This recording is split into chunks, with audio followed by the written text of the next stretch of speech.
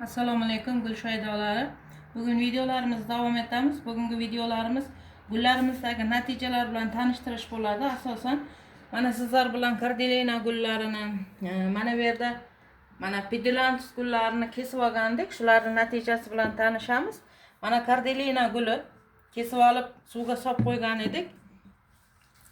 Kesib olib suvga solganimizga 3 hafta bo'ldi. Mana tomirlari kardelina gullari, dracena gullarini xuddi shunday qirqib olib suvga soladigan bo'lsak, juda tez tomir chiqaradi.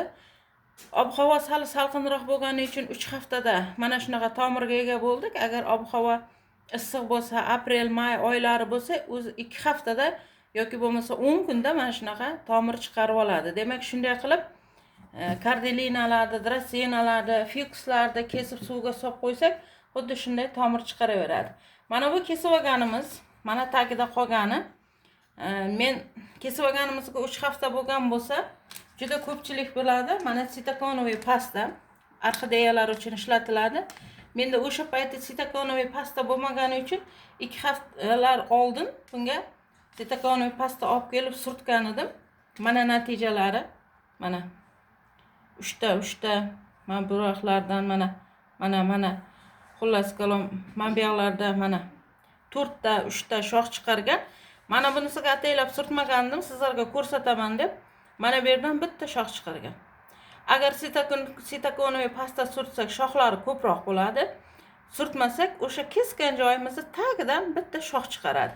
Endi sitakonoviy pastani asosan gormon hisoblanadi. O'sha surtgan joyimizga nimalarni kuchini yig'ib beradi. Hozir men sizlar bilan mana bu yerda o'sish nuqtasi bor. Xuddi shu yerga sitakonoviy pasta surtamiz. Mana sitakonoviy pastamiz gugurt cho'p tiqib qo'ydim. Xohlarsangiz gugurt cho'pda, xohlarsangiz gugurt cho'pga ozgina paxta o'rab surtsalaringiz bo'ladi. Mana o'sish nuqtasiga juda kam miqdorda surtib qo'yamiz. Mana shunday qilib o'zi 3 kun, 4 kun yoki 1 haftadan keyin o'zini ko'rsatadi.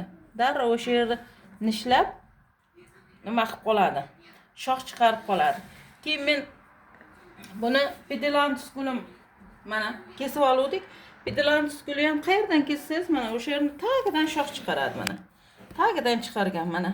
Bunisi ham men pedilantus gulimga 5 kun oldin surtib qo'ydim. Qani surtib qo'yaveray, menda nima ketdi dedimda surtib qo'ydim. Mana bu yerlarga surtganman. Balki sizlarga ko'rinmayotgandir mana. Mana bu yerda, mana bu yerda, mana bu yerlarga surtganman. Keyin mana bu yerlarga surtganman. Mana 5 kunda ichida mana shunaqa kichkina o'sish nuqtachalariga ega bo'ldim mana. Mana bu yerlarida. Shuning uchun sitakonoviy pastani foydasi shu.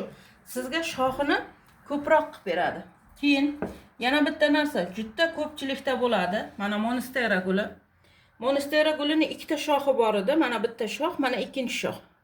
Bitta shoxi shunchalik uzun bo'lib ketdiki, ikkinchi shoxi o'smasdan qotib qoldi. Mana bu yerda o'sish tochkasi bor, mana. Mana shu tochka qop-qora bo'lib qotib qoldi, o'smadi.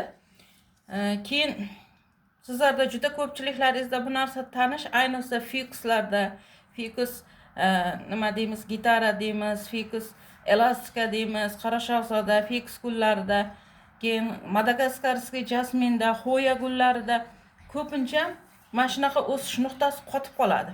5 kun oldin men mana shu sitakonoviy pastani oldimda atrofiga surtib qo'ydim. Atrofiga surtib qo'ydim. Mana 5 kunda ichida o'sish nuqtasi o'zi yashil rangga kirib, uyg'onib boshladi.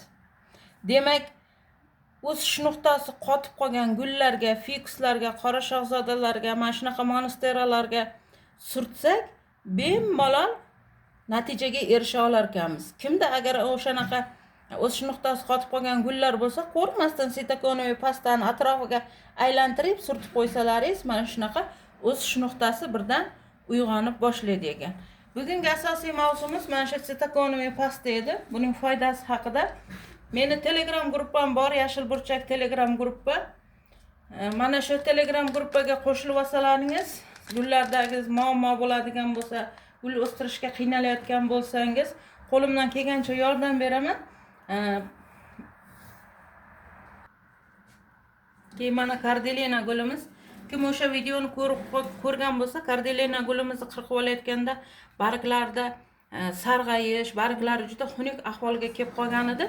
Kardelina guli ham namlikni yaxshi ko'radi-da. Shuning uchun mana suvga solganimizdan keyin o'sha o'zgarib, mana chiroyli yashil rangga kirib, barglari chiroyli bo'lib, hatto mana yerlarda nimalar ham chiqargan.